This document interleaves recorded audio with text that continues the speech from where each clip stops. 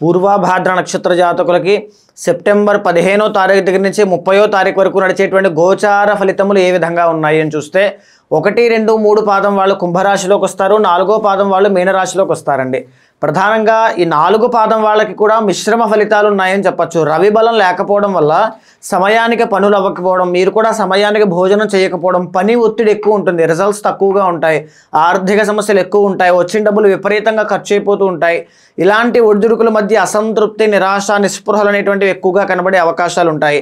ముఖ్యంగా 3 పాదాలు, మొదటి 3 పాదాల వాళ్ళకి బుధుడి యొక్క బలం, గురు బలం కాస్త ఉంది కాబట్టి ధన ఆదాయం పెంచుకునేటువంటి అవకాశాలు ఇంకా ఉన్నాయని చెప్పచ్చు.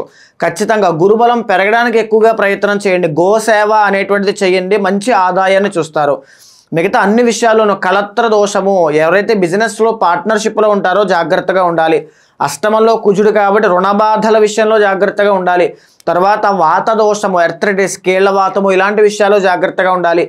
ప్రయాణం చేసేటప్పుడు, బయటకు వెళ్ళేటప్పుడు గాయాలు పాలవ్వకుండా శకునం చూసుకుని బయటకు వెళ్ళడం చాలా ఇంపార్టెంట్ అండి.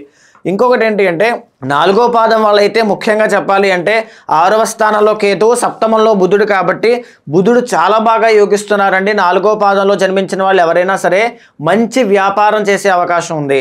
స్టాక్స్ కానీ, షేర్స్ కానీ, ట్రేడింగ్ కానీ, e commerce, exports and imports, వైద్య వృత్తి, ఫార్మా, మెడికల్స్ వీళ్ళందరికీ కూడా మంచి వ్యాపారస్తులుగా మంచి లాభాలు చూసే అవకాశం ఉంది.